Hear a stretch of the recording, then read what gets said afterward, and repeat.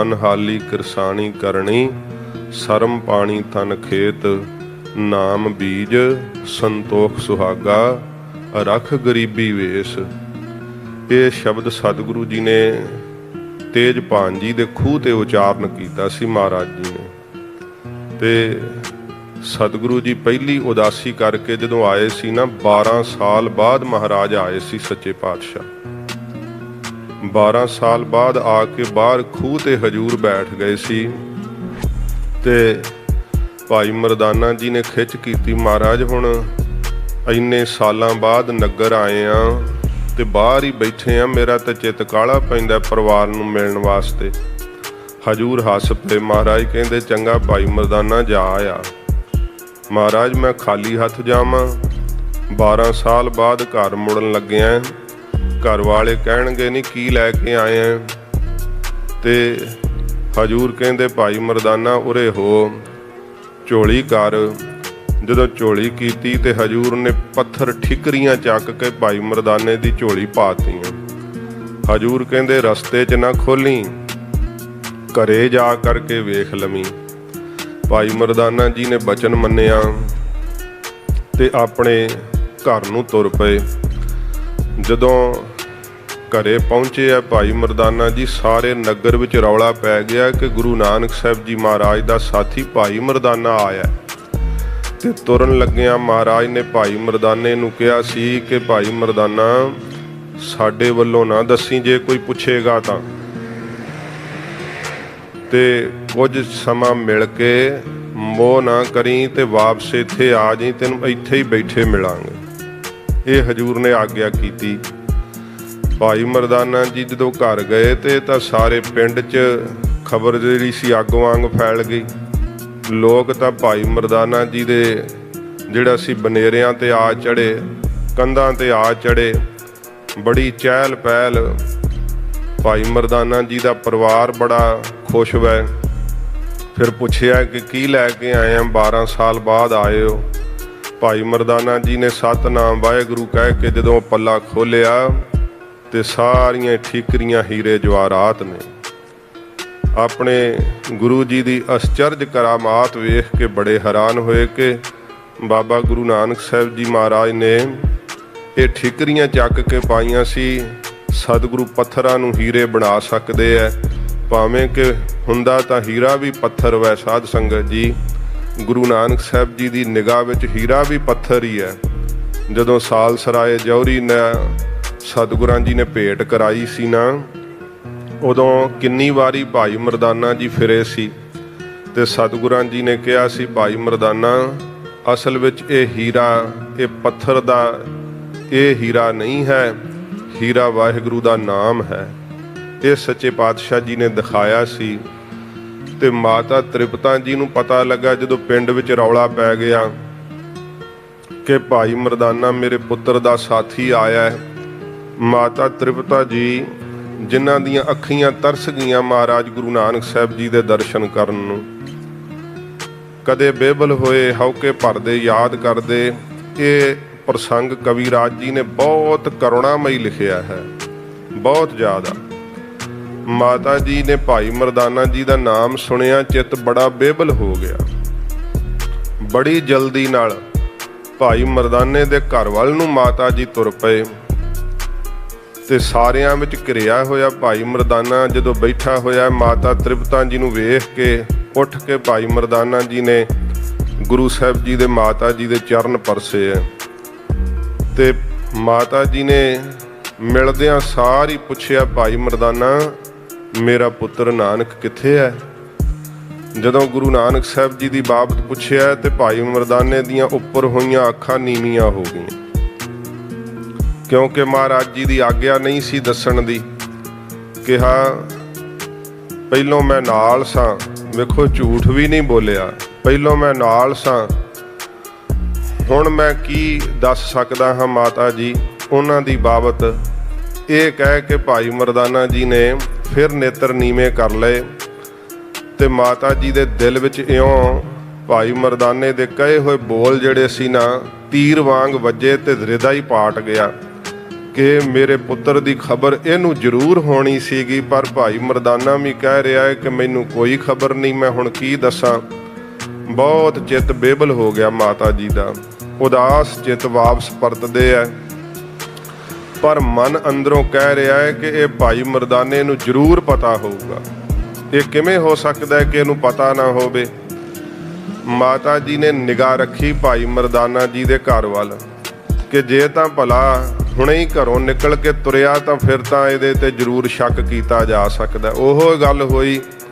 ਥੋੜਾ ਸਮਾਂ ਬੀਤਿਆ ਤੇ ਭਾਈ ਮਰਦਾਨਾ ਜੀ ਨਾ ਆਪਣੇ ਘਰੋਂ ਨਿਕਲ ਕੇ ਤੁਰ ਪਏ ਤੇ ਮਾਤਾ ਜੀ ਨੇ ਉਸੇ ਸਮੇਂ ਵੇਖ ਲਿਆ ਕਿ ਇੰਨੇ ਚਿਰ ਬਾਅਦ ਆਇਆ, ਇਹਨੂੰ ਹੁਣੇ ਕੀ ਕਾਹਲੀ ਹੈ ਕਿ ਘਰ ਬੈਠਾ ਵੀ ਨਹੀਂ, ਰਾਤ ਵੀ ਨਹੀਂ ਰਿਹਾ ਤੇ ਹੁਣੇ ਚੱਲ ਪਿਆ ਬਾਹਰ ਨੂੰ। ਹੋਵੇ ਨਾ ਹੋਵੇ ਉੱਥੇ ਹੀ ਚੱਲਿਆ ਜਿੱਥੇ ਮੇਰੇ ਪੁੱਤਰ ਗੁਰੂ ਨਾਨਕ ਸਾਹਿਬ ਜੀ ਬੈਠੇ ਆ। ਮਾਤਾ ਜੀ ਨੇ ਭਾਈ ਮਰਦਾਨਾ ਜੀ ਦਾ ਦੱਬੀ ਪੈੜ ਨਾਲ ਪਿੱਛਾ ਕਰਨਾ ਸ਼ੁਰੂ ਕਰ ਦਿੱਤਾ। ਜਦੋਂ ਭਾਈ ਮਰਦਾਨਾ ਜੀ ਦਾ ਪਿੱਛਾ ਕੀਤਾ, ਨਗਰ ਤੋਂ ਬਾਹਰ ਮਾਤਾ ਜੀ ਵੀ ਨਿਕਲ ਆਏ ਆ। ਥੋੜੀ ਦੂਰ ਅੱਗੇ ਭਾਈ ਮਰਦਾਨਾ ਤੁਰਿਆ ਜਾਂਦਾ ਹੈ ਤੇ ਭਾਈ ਮਰਦਾਨਾ ਜੀ ਨੇ ਪਿੱਛੇ ਵੇਖ ਲਿਆ ਪੈਰਾਂ ਦੀ ਆਹਟ ਨਾਲ ਕਿ ਗੁਰੂ ਸਾਹਿਬ ਦੇ ਮਾਤਾ ਜੀ ਮੇਰਾ ਪਿੱਛਾ ਕਰਦੇ ਆ ਰਹੇ, ਤੇ ਭਾਈ ਮਰਦਾਨਾ ਹੋਰ ਥੋੜਾ ਤੇਜ਼ ਤੁਰਨ ਲੱਗ ਪਿਆ ਕਿ ਗੁਰੂ ਸਾਹਿਬ ਨੇ ਕਿਹਾ ਸੀ ਦੱਸਣਾ ਨਹੀਂ, ਤੇ ਮਾਤਾ ਜੀ ਤਾਂ ਮੇਰੇ ਪਿੱਛੇ ਹੀ ਚਲੇ ਆਉਂਦੇ ਆ। ਜਿਸ ਵਕਤ ਭਾਈ ਮਰਦਾਨਾ ਜੀ ਤੇਜ਼ ਹੋਏ ਐ, ਮਾਤਾ ਜੀ ਦਾ ਹੁਣ ਸਰੀਰ ਬਿਰਧ ਹੈ। ਭਾਈ ਕੈਮਰੇ ਵਾਲਿਆਂ ਨੂੰ ਬੇਨਤੀ ਹੈ, ਤੁਸੀਂ ਮਾਤਾ ਜੀ ਦਾ ਸਰੀਰ ਬਿਰਧ ਹੈ, ਉਹਨਾਂ ਹੁਣ ਤੁਰਿਆ ਨਹੀਂ ਜਾਂਦਾ ਜਿੰਨਾ ਤੇਜ਼ ਭਾਈ ਮਰਦਾਨਾ ਜੀ ਤੁਰ ਰਹੇ ਐ। ਫਿਰ ਵੀ ਵੇਖੋ ਸਤਿਗੁਰੂ ਜੀ ਦੇ ਪਿਆਰ ਵਿੱਚ ਇੰਨਾ ਬਲ ਆਇਆ ਸਰੀਰ ਦੇ ਅੰਦਰ। ਬੜੀ ਕਾਹਲੀ ਨਾਲ ਮਾਤਾ ਜੀ ਤੁਰਦੇ ਤੁਰਦੇ ਅੱਗੇ ਆਏ ਤੇ ਕਹਿੰਦੇ ਭਾਈ ਮਰਦਾਨਿਆ ਇੰਨੀ ਤੇਜ਼ ਨਾ ਤੁਰ, ਮੇਰੇ ਬਿਰਧ ਸਰੀਰ ਤੇ ਤਰਸ ਕਰ, ਮੈਨੂੰ ਮੇਰੇ ਪੁੱਤਰ ਦਾ ਦਰਸ਼ਨ ਕਰਵਾ ਦੇ। ਇਹ ਜਦੋਂ ਮਾਤਾ ਜੀ ਨੇ ਬੜੀ ਬੇਬਲਤਾ ਨਾਲ ਕਿਹਾ ਤੇ ਭਾਈ ਮਰਦਾਨਾ ਜੀ ਨੂੰ ਵੀ ਬਰਾਗ ਆ ਗਿਆ, ਬੋਲ ਨਾ ਸਕੇ। ਇਹ ਨਾ ਕਿਹਾ ਕਿ ਮਾਤਾ ਜੀ ਮੇਰੇ ਪਿੱਛੇ ਤੁਰੇ ਆਓ। ਹੌਲੀ ਹੋ ਗਏ ਭਾਈ ਮਰਦਾਨਾ ਜੀ ਤੇ ਜਿਵੇਂ ਅੱਖਾਂ ਦੀਆਂ ਸ਼ੈਨਤਾ ਨਾਲ ਇਹੀ ਕਿਹਾ ਹੋਵੇ ਕਿ ਮੇਰੇ ਮਗਰੇ ਹੀ ਤੁਰੇ ਆਓ, ਗੁਰੂ ਨਾਨਕ ਸਾਹਿਬ ਜੀ ਦਾ ਤੁਹਾਨੂੰ ਦਰਸ਼ਨ ਹੋ ਜਾਵੇਗਾ। ਹੌਲੀ ਹੌਲੀ ਤੁਰਦਿਆਂ ਤੁਰਦਿਆਂ ਖੂਹ ਆ ਗਿਆ ਜਿੱਥੇ ਜਗਤ ਦੇ ਮਾਲਕ ਗੁਰੂ ਨਾਨਕ ਸਾਹਿਬ ਜੀ ਆਪ ਸਜੇ ਬੈਠੇ ਐ। ਸਤਿਗੁਰੂ ਜੀ ਨੇ ਦੂਰੋਂ ਭਾਈ ਮਰਦਾਨੇ ਨੂੰ ਤੱਕਿਆ ਏ। ਹਜੂਰ ਕੀ ਵੇਖਦੇ ਐ ਕਿ ਪਿੱਛੇ ਪਿੱਛੇ ਸਾਡੇ ਮਾਤਾ ਜੀ ਵੀ ਆ ਰਹੇ ਐ। ਭਾਈ ਮਰਦਾਨਾ ਜੀ ਨੇ ਆ ਕੇ ਨਮਸਕਾਰ ਕੀਤੀ ਹੈ। ਜਗਤ ਦੇ ਮਾਲਕ ਸਤਿਗੁਰੂ ਜੀ ਮਰਿਆਦਾ ਪੁਰਸ਼ੋਤਮ ਨੇ ਸਮਸਤ ਸ੍ਰਿਸ਼ਟੀ ਗੁਪਤ ਪ੍ਰਗਟ ਰੂਹਾਂ ਜਿਨ੍ਹਾਂ ਦੇ ਚਰਨਾਂ ਨੂੰ ਪਰਸਦੀਆਂ ਨੇ, ਆਪਣੇ ਮਾਤਾ ਜੀ ਦਾ ਸਤਿਕਾਰ ਕਰਨ ਲਈ ਹਜੂਰ ਚੌਂਕੜੇ ਤੋਂ ਉੱਠ ਪਏ। ਸੱਚੇ ਪਾਤਸ਼ਾਹ ਜੀ ਮਹਾਰਾਜ ਅੱਗੇ ਵਧੇ ਐ, ਮਾਤਾ ਜੀ ਦੇ ਚਰਨ ਪਰਸਣ ਲੱਗੇ ਐ।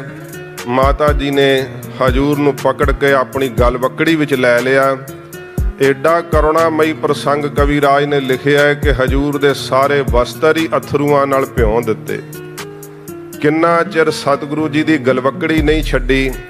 ਸੱਚੇ ਪਾਤਸ਼ਾਹ ਜੀ ਵੀ ਮਾਤਾ ਜੀ ਦੇ ਉਸ ਪਿਆਰ ਮਮਤਾ ਦੇ ਰਸ ਅੰਦਰ ਹਜੂਰ ਖੜੇ ਰਹੇ ਹੈ।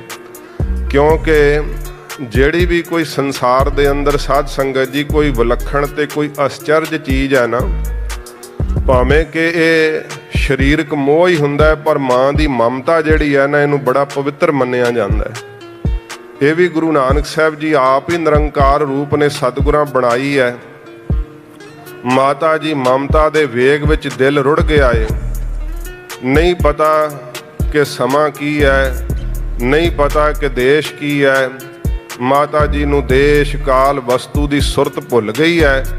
ਗੁਰੂ ਨਾਨਕ ਸਾਹਿਬ ਜੀ ਮਹਾਰਾਜ ਨੂੰ ਆਪਣੀ ਗਲਵੱਕੜੀ ਵਿੱਚ ਲੈ ਕਰਕੇ ਤੇ ਕਵੀ ਰਾਜ ਕਹਿੰਦੇ ਆ, ਦੇਸ਼ ਕਾਲ ਵਸਤੂ ਮਾਤਾ ਜੀ ਨੂੰ ਭੁੱਲੇ ਵੀ ਕਿਉਂ ਨਾ, ਜਿਨ੍ਹਾਂ ਦੇ ਦਰਸ਼ਨ ਕਰਕੇ ਜੋਗੀਆਂ ਨੂੰ ਯੋਗ ਦਾ ਫਲ ਮਿਲ ਜਾਂਦਾ ਹੈ, ਦੇਵੀ ਦੇਵਤੇ ਅਮਰਾ ਪਦਵੀ ਤੇ ਸਥਿਤ ਹੋ ਜਾਂਦੇ ਐ। ਐਸੇ ਗੁਰੂ ਨਾਨਕ ਸਾਹਿਬ ਕਾਇਨਾਤ ਦੇ ਮਾਲਕ ਸਤਿਗੁਰੂ ਜੀ ਨੂੰ ਆਪਣੀ ਗਲਵੱਕੜੀ ਵਿੱਚ ਲੈ ਕਰਕੇ ਮਾਤਾ ਜੀ ਉਹ ਮਹਿਸੂਸ ਕਰ ਰਹੇ ਆ ਜਿਵੇਂ ਸਾਰੀ ਕਾਇਨਾਤ ਹੀ ਮੇਰੀ ਗੋਦ ਵਿੱਚ ਸਮਾ ਗਈ ਹੋਵੇ। ਹਜੂਰ ਨੇ ਕਿੰਨਾ ਚਿਰ ਹੀ ਮਾਤਾ ਜੀ ਨੂੰ ਹਟਾਇਆ ਨਹੀਂ। ਫਿਰ ਮਾਤਾ ਜੀ ਦੇ ਜਦੋਂ ਪ੍ਰੇਮ ਦਾ ਵੇਗ ਥੋੜਾ ਠੱਲਿਆ ਗਿਆ, ਹਜੂਰ ਦਾ ਮਸਤਕ ਚੁੰਮਿਆ ਹੈ। ਸਾਧ ਸੰਗਤ ਜੀ, ਐਸਾ ਮਾਣ ਮਾਤਾ ਤ੍ਰਿਪਤਾ ਜੀ ਨੂੰ ਪ੍ਰਾਪਤ ਹੈ ਕਿ ਸਤਿਗੁਰੂ ਪਾਤਸ਼ਾਹ ਜੀ ਜਿਨ੍ਹਾਂ ਦੀ ਇੱਕ ਝਲਕ ਵੇਖਣ ਵਾਸਤੇ ਪਏ ਜੀਵ ਤਰਸਦੇ ਆ, ਦੇਵੀ ਦੇਵਤੇ ਤਰਸਦੇ ਆ। ਸਤਿਗੁਰੂ ਗੁਰੂ ਨਾਨਕ ਸਾਹਿਬ ਜੀ ਨੂੰ ਗਲਵੱਕੜੀ ਪਾਉਣ ਦਾ ਮਾਣ ਮਾਤਾ ਜੀ ਨੂੰ ਪ੍ਰਾਪਤ ਹੈ। ਏਡਾ ਵੱਡਾ ਦਰਜਾ ਮਾਤਾ ਨੂੰ ਹੁੰਦਾ ਹੈ। ਸੱਚੇ ਪਾਤਸ਼ਾਹ ਜੀ ਮਹਾਰਾਜ ਦਾ ਮਸਤਕ ਚੁੰਮਿਆ, ਹਜੂਰ ਦੇ ਮੁਖੜੇ ਨੂੰ ਆਪਣੇ ਦੋਵਾਂ ਹੱਥਾਂ ਨਾਲ ਪਕੜ ਕੇ ਬਾਰ-ਬਾਰ ਵੇਖਦੇ ਆ। 12 ਸਾਲ ਬਾਅਦ ਸਤਿਗੁਰੂ ਦਾ ਦਰਸ਼ਨ ਹੋਇਆ। 12 ਸਾਲ ਬਾਅਦ ਕਿੱਥੇ ਸੁਲਤਾਨਪੁਰ ਲੋਧੀ ਤੋਂ ਸਤਿਗੁਰੂ ਜੀ ਤੁਰੇ ਸੀ, ਸੜਦੀ ਬਲਦੀ ਪ੍ਰਿਥਵੀ ਦੇ ਉੱਤੇ ਨਾਮ ਦਾ ਛੱਟਾ ਦੇਣ ਵਾਸਤੇ, ਸਤਨਾਮ ਦਾ ਚੱਕਰ ਫਰਾਉਣ ਵਾਸਤੇ ਸਤਿਗੁਰੂ ਜੀ ਤੁਰੇ ਸੀ। ਅੱਜ 12 ਸਾਲ ਬਾਅਦ ਆਏ ਆ ਹਜੂਰ। ਤੇ ਜਿਵੇਂ ਮਾਤਾ ਤ੍ਰਿਪਤਾ ਜੀ ਨੂੰ ਬਾਹਰ ਨੂੰ ਜਾਂਦਿਆਂ ਵੇਖਿਆ, ਹਜੂਰ ਦੇ ਪਿਤਾ ਜੀ ਨੂੰ ਖਬਰ ਲੱਗੀ, ਨਗਰ ਨਿਵਾਸੀਆਂ ਨੂੰ ਪਤਾ ਲੱਗਿਆ ਭਾਈ ਮਰਦਾਨਾ ਹੁਣੇ ਆਇਆ, ਬਾਹਰ ਤੁਰ ਪਿਆ। ਸਾਰਾ ਤਲਵੰਡੀ ਨਗਰ ਹੀ ਖੂਹ ਤੇ ਇਕੱਠਾ ਹੋ ਗਿਆ। ਮਹਾਰਾਜ ਦੇ ਪਿਤਾ ਜੀ ਜਦੋਂ ਘੋੜੀ ਤੇ ਚੜੇ ਆ ਰਹੇ ਸੀ ਤੇ ਹਜੂਰ ਨੇ ਆਪਣੇ ਪਿਤਾ ਜੀ ਨੂੰ ਆਉਂਦਿਆਂ ਵੇਖਿਆ ਤੇ ਫਿਰ ਸਤਿਗੁਰੂ ਜੀ ਅੱਗੇ ਹੋਏ, ਪਿਤਾ ਜੀ ਦੇ ਚਰਨ ਪਰਸੇ। ਮਹਾਰਾਜ ਦੇ ਪਿਤਾ ਜੀ ਨੇ ਵੀ ਆਪ ਜੀ ਨੂੰ ਗਲ ਵਿੱਚ ਲੈ ਕਰਕੇ ਬਹੁਤ ਬਰਾਕ ਕੀਤਾ। ਤੇ ਫਿਰ ਉੱਥੇ ਇਹੋ ਜਿਹਾ ਕਰੁਣਾ ਰਸ ਬਣ ਗਿਆ ਸੀ ਕਿ ਸਾਰੇ ਚੁੱਪ ਚਾਨ ਬੈਠੇ ਆ, ਕੋਈ ਨਹੀਂ ਬੋਲਦਾ। ਹਜੂਰ ਵੀ ਆਪਣੇ ਆਪ ਵਿੱਚ ਮਗਨ ਬੈਠੇ ਆ। ਸੱਚੇ ਪਾਤਸ਼ਾਹ ਮਾਤਾ ਜੀ ਬਾਰ-ਬਾਰ ਹਜੂਰ ਦਾ ਦਰਸ਼ਨ ਕਰ ਰਹੇ ਆ। ਇਹੋ ਜਿਹਾ ਕਰੁਣਾ ਰਸ ਢਲਿਆ ਪਿਆ ਹੈ। ਹਜੂਰ ਦੇ ਪਿਤਾ ਜੀ ਕਹਿਣ ਲੱਗੇ ਕਿ ਤੁਸੀਂ ਇੰਨੇ ਲੰਮੇ ਸਮੇਂ ਬਾਅਦ ਆਏ ਹੋ। ਸੱਚੇ ਪਾਤਸ਼ਾਹ ਜੀ ਦਾ ਸੁਭਾਅ ਜਾਣ ਕਰਕੇ ਕਿਹਾ ਕਿ ਤੁਹਾਨੂੰ ਆਪਾਂ ਜ਼ਮੀਨ ਲੈ ਦਿੰਨੇ ਆ ਬਹੁਤ ਸਾਰੀ, ਉਹਦੇ ਤੇ ਫਿਰ ਤੁਸੀਂ ਖੇਤੀ ਕਰਿਆ ਕਰੋ ਤੇ ਇੱਥੇ ਹੀ ਰਹੋ। ਹੁਣ ਤੋ ਭਾਈ ਇੰਨੀ ਜ਼ਿਆਦੀ ਸੰਗਤ ਨਹੀਂ ਹੈ, ਕੁਝ ਸਮਾਂ ਟਿਕ ਜਾਓ, ਬਸ ਆਪਾਂ ਸਮਾਪਤੀ ਕਰ ਦੇਣੀ ਹੈ। ਤੋ ਸੱਚੇ ਪਾਤਸ਼ਾਹ ਜੀ ਮਹਾਰਾਜ ਜਦੋਂ ਹਜੂਰ ਦੀ ਰੁਚੀ ਜਾਣ ਕਰਕੇ ਕਿ ਖੇਤੀਬਾੜੀ ਕਰਨ ਵਿੱਚ ਇਹਨਾਂ ਦਾ ਮਨ ਪਰਚ ਜਾਵੇਗਾ, ਫਿਰ ਬਾਹਰ ਨਹੀਂ ਜਾਣਗੇ। ਤੇ ਸੱਚੇ ਪਾਤਸ਼ਾਹ ਜੀ ਮਹਾਰਾਜ ਨੇ ਉਸ ਸਮੇਂ ਇਹ ਸ਼ਬਦ ਫਿਰ ਆਪਣੇ ਪਿਤਾ ਜੀ ਦੇ ਇਹ ਪ੍ਰਸ਼ਨ ਕਰਨ ਤੋਂ ਹਜੂਰ ਨੇ ਉਚਾਰਨ ਕੀਤਾ ਸੀ ਕਿ ਪਿਤਾ ਜੀ ਅਸੀਂ ਤਾਂ ਖੇਤੀ ਅੱਗੇ ਹੀ ਕਰ ਰਹੇ ਹਾਂ, ਪਹਿਲਾਂ ਹੀ ਖੇਤੀਬਾੜੀ ਕਰ ਰਹੇ ਹਾਂ। ਤੇ ਮਹਾਰਾਜ ਦੇ ਪਿਤਾ ਜੀ ਨੇ ਕਿਹਾ ਕਿ ਤੁਸੀਂ ਕਿਹੜੀ ਖੇਤੀ ਕਰ ਰਹੇ ਹੋ? ਹਜੂਰ ਨੇ ਕਿਹਾ ਸੀ ਮਨ ਹਾਲੀ ਕਿਰਸਾਣੀ ਕਰਨੀ। ਪਿਤਾ ਜੀ ਜਿਹੜਾ ਹਲ ਵਾਹੁਣ ਵਾਲਾ ਹਾਲੀ ਹੁੰਦਾ ਨਾ, ਉਹ ਅਸੀਂ ਆਪਣੇ ਮਨ ਨੂੰ ਬਣਾਇਆ ਹੈ। ਜਿਹੜੀ ਮਨ ਦੀ ਇਕਾਗਰਤਾ ਹੈ ਨਾ ਵਾਹਿਗੁਰੂ ਵਿੱਚ ਲਾਉਣੀ, ਇਹ ਅਸੀਂ ਆਪਣਾ ਮਨ ਹਾਲੀ ਬਣਾਇਆ। ਮਹਾਰਾਜ ਜੀ ਨੇ, ਕਿਉਂਕਿ ਰਾਗੀ ਭਾਈ ਰਜਿੰਦਰ ਸਿੰਘ ਜੀ ਸ਼ਬਦ ਪੜ੍ਹਦਿਆਂ ਦੱਸ ਰਹੇ ਸੀ ਕਿ ਭਾਈ ਕੋਈ ਇਉਂ ਨਾ ਮਹਿਸੂਸ ਕਰਿਓ ਕਿ ਕਿੱਥੋਂ ਬਾਣੀ ਸ਼ੁਰੂ ਕਰ ਦਿੱਤੀ। ਬੜੇ ਸੁਲਝੇ ਹੋਏ ਰਾਗੀ ਨੇ ਤੇ ਮਹਾਰਾਜ ਦੀ ਕਿਰਪਾ ਸਾਧ ਸੰਗਤ ਜੀ, ਗੁਣਾਂ ਦਾ ਸੁਮੇਲ ਹੋਣਾ ਬੜਾ ਔਖਾ ਹੁੰਦਾ ਹੈ। ਹਜੂਰ ਨੇ ਉਹਨਾਂ ਨੂੰ ਕਥਾ ਦੀ ਵੀ ਦਾਤ ਬਖਸ਼ੀ ਹੈ। ਭਾਵ ਭਗਤੀ ਵਾਲੇ ਹੈ, ਬਹੁਤ ਘੱਟ ਹੁੰਦੇ ਇਹੋ ਜਿਹੇ ਗੁਰਸਿੱਖ। ਮਹਾਰਾਜ ਦੀ ਕਿਰਪਾ ਹੈ, ਸਿਫਤ ਕਰਨੀ ਨਹੀਂ ਚਾਹੀਦੀ, ਗੁਰਮੁਖ ਗੁੱਸਾ ਕਰਦੇ ਹੁੰਦੇ ਆ। ਪਰ ਸਾਧ ਸੰਗਤ ਜੀ ਇਹ ਗੁਣਾਂ ਦੀ ਵਡਿਆਈ ਹੈ। ਤੋ ਸੱਚੇ ਪਾਤਸ਼ਾਹ ਜੀ ਮਹਾਰਾਜ ਨੇ ਉਸ ਸਮੇਂ ਇਹ ਸਿੱਖਿਆ ਆਪਣੇ ਪਿਤਾ ਜੀ ਦੇ ਪ੍ਰਥਾएं ਦਿੱਤੀ ਸੀ। ਪਰ ਸਾਧ ਸੰਗਤ ਜੀ ਪ੍ਰਥਾएं ਸਾਖੀ ਮਹਾਂਪੁਰਖ ਬੋਲਦੇ, ਸਾਂਝੀ ਸਗਲ ਜਹਾਨ ਹੈ। ਸੱਚੇ ਪਾਤਸ਼ਾਹ ਇੱਕ ਨੂੰ ਸੰਬੋਧਨ ਹੋ ਕੇ ਹਜੂਰ ਸਿੱਖਿਆ ਦਿੰਦੇ, ਪਰ ਉਹ ਸਿੱਖਿਆ ਸਾਰੇ ਸੰਸਾਰ ਵਾਸਤੇ ਸਾਂਝੀ ਹੁੰਦੀ। ਇੱਕ ਨੂੰ ਸੰਬੋਧਨ ਹੋਏ ਆਪਣੇ ਪਿਤਾ ਜੀ ਨੂੰ ਤੇ ਮਹਾਰਾਜ ਨੇ ਕਿਹਾ ਕਿ ਅਸੀਂ ਤਾਂ ਪਿਤਾ ਜੀ ਆਪਣੇ ਮਨ ਨੂੰ ਹਾਲੀ ਬਣਾਇਆ ਹੋਇਆ ਹੈ। ਤੇ ਕਿਰਸਾਨੀ ਅਸੀਂ ਕੀ ਕਰਦੇ ਹਾਂ? ਹਲ ਕੀ ਵਾਹੁੰਦੇ ਹਾਂ? ਸ਼ੁਭ ਕਰਨੀ ਰੂਪੀ ਹਲ ਵਾਹੁੰਦੇ ਹਾਂ। ਅਸੀਂ ਵੇਖੀਏ ਕਿ ਸਾਡਾ ਮਨ ਹਾਲੀ ਹੈਗਾ। ਸ਼ੁਭ ਕਰਨੀ ਰੂਪੀ ਖੇਤੀ ਅਸੀਂ ਕਰਦੇ ਹਾਂ। ਮਨ ਹਾਲੀ ਕਿਰਸਾਣੀ ਕਰਨੀ, ਸ਼ਰਮ ਪਾਣੀ ਤਨ ਖੇਤ। ਇਹ ਤਨ ਵੈ ਜਿਹੜਾ, ਇਹ ਖੇਤ ਵੈ। ਇਹ ਸਰੀਰ ਜਿਹੜਾ ਹੈ ਨਾ, ਇਹ ਖੇਤ ਵੈ। ਤੇ ਪਾਣੀ ਕਿਹੜਾ ਦਿੰਦੇ ਆ? ਮਹਾਰਾਜ ਕਹਿੰਦੇ ਨੇ ਵਕਾਰਾਂ ਵੱਲੋਂ ਜਿਹੜੀ ਸ਼ਰਮ ਕਰਨੀ ਹੈ, ਇਹ ਪਾਣੀ ਦਿੱਤਾ ਜਾ ਰਿਹਾ। ਜਿਹੜਾ ਜੀਵ ਦਾ ਚਿੱਤ ਹੈ ਨਾ, ਇਹ ਸਾਧ ਸੰਗਤ ਜੀ ਵਕਾਰਾਂ ਵੱਲੋਂ ਸ਼ਰਮ ਨਹੀਂ ਕਰਦਾ। ਤੇ ਤੁਸੀਂ ਵੇਖ ਲਓ, ਜਿੰਨਾ ਚਿਰ ਪਾਣੀ ਨਾ ਪਾਈਏ ਬੀਜ ਨਹੀਂ ਜੇ ਜੰਮਦਾ। ਜਿੰਨਾ ਚਿਰ ਪਾਣੀ ਨਾ ਪਾਈਏ खेती भी ਬੱਤਰ नहीं ਆਉਂਦੀ। ਜਿਹੜੇ खेती ਕਰਦੇ ਆ ਉਹਨਾਂ ਨੂੰ ਇਸ ਗੱਲ ਦਾ ਬਾਹਲਾ ਇਲਮ ਹੁੰਦਾ, ਕਿਉਂਕਿ ਮਹਾਰਾਜ ਨੇ ਹਰੇਕ ਕਰਨ ਤੋਂ ਹੀ ਸਿੱਖਿਆ ਦਿੱਤੀ ਹੈ। ਪਹਿਲਾਂ ਪਾਣੀ ਦੇਣਾ ਪੈਂਦਾ, ਪਾਣੀ ਨਾਲ ਸਲਾਬ ਪੈਦਾ ਹੁੰਦੀ ਹੈ। ਫਿਰ ਸਾਧ ਸੰਗਤ ਜੀ ਕੁਝ ਗਰਮੀ ਦੇ ਨਾਲ ਜਦੋਂ ਪੈਲੀ ਅੱਠਰ ਜਾਂਦੀ ਹੈ ਉਹਨੂੰ ਵੱਤ ਆਈ ਕਹਿੰਦੇ ਆ, ਵੱਤਰ ਆ ਜਾਂਦੀ ਹੈ। ਫਿਰ ਉਸ ਨੂੰ ਵਾਹਿਆ ਜਾਂਦਾ ਹੈ। ਵਾਹ ਕਰਕੇ ਫਿਰ ਸਾਧ ਸੰਗਤ ਜੀ ਉਹਨੂੰ ਦੌਰ ਤੇਰ ਇਉਂ ਕਿਸਾਨ ਕਹਿੰਦੇ ਆ ਕਿ ਉਹ ਵਾਹ ਕਰਕੇ ਫਿਰ ਉਹਦੇ ਵਿੱਚ ਬੀਜ ਬੀਜਿਆ ਜਾਂਦਾ ਹੈ। ਤੇ ਹਜੂਰ ਕਹਿੰਦੇ ਅਸੀਂ ਬੀਜ ਪਤਾ ਪਿਤਾ ਜੀ ਕਿਹੜਾ ਬੀਜਦੇ ਆ, ਦੱਸੋ ਤੁਸੀਂ ਕਿਹੜਾ ਬੀਜ ਬੋਨੇ ਹੋ? ਮਹਾਰਾਜ ਕਹਿੰਦੇ ਨਾਮ ਬੀਜ, ਨਾਮ ਦਾ ਬੀਜ ਬੋਨੇ ਆ ਅਸੀਂ। ਤੇ ਫਿਰ ਸਾਧ ਸੰਗਤ ਜੀ ਜੇ ਬੀਜ ਦਈਏ ਤੇ ਕਿਸਾਨਾਂ ਨੂੰ ਪਤਾ ਹੈ ਉੱਤੇ ਸੁਹਾਗਾ ਮਾਰਨਾ ਪੈਂਦਾ। ਜੇ ਸੁਹਾਗਾ ਨਾ ਮਾਰੀਏ ਤੇ ਕਾਂ ਹੀ ਚੁਗ ਜਾਂਦੇ ਆ ਬੀਜ ਨੂੰ। ਫਿਰ ਉੱਥੇ ਹੋਣਾ ਹੀ ਕੀ ਹੈ? ਜਿਹੜਾ ਬੀਜ ਕਾਂ ਹੀ ਚੁਗ ਗਏ, ਜਾਨਵਰ ਹੀ ਚੁਗ ਗਏ, ਉੱਥੇ ਹੋਣਾ ਕੀ ਹੈ? ਨਾਮ ਬੀਜ ਸੰਤੋਖ ਸੁਹਾਗਾ, ਸੰਤੋਖ ਰੂਪੀ ਸੁਹਾਗਾ ਫੇਰਨਾ ਉੱਤੇ। ਇਹਦਾ ਆਪ ਜੀ ਨੇ ਤਾਤਪਰਜ ਸਮਝਣਾ। ਜਿਹੜਾ ਵਕਾਰਾਂ ਤੋਂ ਸ਼ਰਮ ਕਰਨੀ ਹੈ ਨਾ, ਸੰਗ ਕਰਨੀ, ਚਿੱਤ ਨੂੰ ਵਕਾਰਾਂ ਤੋਂ ਹਟਾਉਣਾ, ਇਹ ਸਰੀਰ ਰੂਪੀ ਖੇਤ ਵਿੱਚ ਸਾਧ ਸੰਗਤ ਜੀ ਪਾਣੀ ਲਾਉਣਾ ਹੈ। ਤੇ ਜਦੋਂ ਵੱਤ ਆਉਣੀ ਕੀ ਹੈ? ਸਤ ਸੰਗਤ ਕਰਦਿਆਂ ਹੋਇਆਂ ਜਦੋਂ ਉਹ ਸਮਾਂ ਆ ਜਾਂਦਾ ਹੈ ਕਿ ਫਿਰ ਸਾਧ ਸੰਗਤ ਜੀ ਸਾਧਨਾ ਸੰਯੁਕਤ ਹੋ ਜਾਈਦਾ ਹੈ। ਸੱਚਮੁੱਚ ਜਪਜੀ ਸਾਹਿਬ ਪੜ੍ਹਦਿਆਂ ਹੋਇਆਂ ਮਨ ਟਿਕਣ ਲੱਗ ਜਾਂਦਾ ਹੈ, ਸਮਝੋ ਵੱਤਰ ਆ ਗਿਆ। ਫਿਰ ਸਾਧ ਸੰਗਤ ਜੀ ਵਾਹੀ ਕੀ ਕਰਨੀ ਹੈ? ਇੱਕ ਪਾਠ ਤੇ ਨਹੀਂ ਰਹੀਦਾ, ਫਿਰ 25 50 ਪਾਠ ਕਰੀਦੇ ਆ। ਵਾਹੀ ਕਰੀਦੀ ਹੈ ਸਰੀਰ ਰੂਪੀ ਖੇਤੀ ਦੇ ਅੰਦਰ। ਜਦੋਂ ਫਿਰ ਵਾਹ ਲਈਏ ਤੇ ਜਿਹੜਾ ਸਾਧ ਸੰਗਤ ਜੀ ਨਾਮ ਦਾ ਰਸ ਆਉਣ ਲੱਗ ਪੈਣਾ ਨਾ, ਇਹ ਸਾਧ ਸੰਗਤ ਜੀ ਵਿੱਚ ਬੀਜ ਪਾਉਣਾ ਹੈ। ਸੱਚੇ ਪਾਤਸ਼ਾਹ ਜੀ ਦਾ ਅੰਮ੍ਰਿਤ ਵੇਲੇ ਉੱਠ ਕਰਕੇ ਜਿੱਥੇ ਬਾਣੀ ਪੜ੍ਹਦੇ ਆ ਉੱਥੇ ਗੁਰ ਮੰਤਰ ਦਾ ਅਭਿਆਸ ਕਮਾਉਣਾ। ਤੇ ਇਹ ਹੈ ਬੀਜ ਦਾ ਬੀਜਣਾ। ਤੇ ਜੇ ਬੀਜ ਵੀ ਬੀ ਲਿਆ, ਪੈਲੀ ਵੀ ਬੱਤਰ ਆਈ ਹੋਈ ਹੈ, ਪਾਣੀ ਵੀ ਦਿੱਤਾ ਹੈ, ਸਾਰਾ ਕੁਝ ਕਰ ਲਿਆ, ਪਰ ਇੱਥੇ ਆ ਕਰਕੇ ਫਿਰ ਸਾਧ ਸੰਗਤ ਜੀ ਕੀ ਹੈ ਕਿ ਔਗਣਾ ਰੂਪੀ ਫਿਰ ਜਿਹੜੇ ਕਾਮ ਹੈ ਨਾ, ਉਹ ਸਾਧ ਸੰਗਤ ਜੀ ਇਸ ਬੀਜ ਨੂੰ ਚੁਗਣ ਦਾ ਯਤਨ ਕਰਦੇ ਆ। ਜਦੋਂ ਔਗਣ ਪ੍ਰਭਾਵ ਪਾਉਂਦੇ ਆ, ਵਕਾਰ ਆਪਣਾ ਜ਼ੋਰ ਪਾਉਂਦੇ ਆ, ਉਦੋਂ ਫਿਰ ਸਾਧ ਸੰਗਤ ਜੀ ਨਾਮ ਦਾ ਰਸ ਹਟ ਜਾਂਦਾ। ਫਿਰ ਜੇ ਕਰਕੇ ਇੱਥੇ ਪਹੁੰਚ ਕਰਕੇ ਵੀ ਨਾਮ ਦਾ ਰਸ ਆਉਂਦਾ ਹੋਵੇ, ਸਰੀਰ ਰੂਪੀ ਖੇਤ ਨੂੰ ਵਾਹਿਆ ਹੋਵੇ, ਉਦੋਂ ਫਿਰ ਕੀ ਕਰਨਾ ਪੈਂਦਾ? ਨਾਮ ਦੇ ਬੀਜ ਨੂੰ ਸੰਭਾਲਣ ਵਾਸਤੇ ਮਹਾਰਾਜ ਕਹਿੰਦੇ ਨੇ ਨਾਮ ਬੀਜ ਸੰਤੋਖ ਸੁਹਾਗਾ, ਸੰਤੋਖ ਦਾ ਸੁਹਾਗਾ ਉੱਤੇ ਫੇਰਨਾ। ਆਪਣੇ ਹਿਰਦੇ ਦੇ ਅੰਦਰ ਉਸ ਸ਼ਕਤੀ ਨੂੰ, ਉਸ ਰਸ ਨੂੰ ਜਰ ਲੈਣਾ। ਇਹ ਨਹੀਂ ਕਿ ਫਿਰ ਹਰੇਕ ਨੂੰ ਦੱਸਦੇ ਫਿਰਨਾ ਬੜਾ ਮਜ਼ਾ ਆਉਂਦਾ ਹੈ, ਬੜਾ ਰਸ ਆਉਂਦਾ ਹੈ। ਸੁਖਮਨੀ ਸਾਹਿਬ ਦੇ ਮੈਂ ਤਾਂ 5 ਪਾਠ ਕਰ ਲੈਣਾ। ਉਹ ਸਾਧ ਸੰਗਤ ਜੀ ਦੱਸਣ ਦਾ ਲਾਭ ਕੀ ਹੈ ਕਿ ਅਗਲਾ ਫਿਰ ਵਡਿਆਈ ਕਰੇ, ਅੱਛਾ ਤੁਸੀਂ ਤੇ ਬੜੇ ਮਹਾਂਪੁਰਸ਼ ਹੋ, ਤੁਹਾਡੇ ਤੇ ਬੜੀ ਕਿਰਪਾ ਹੈ।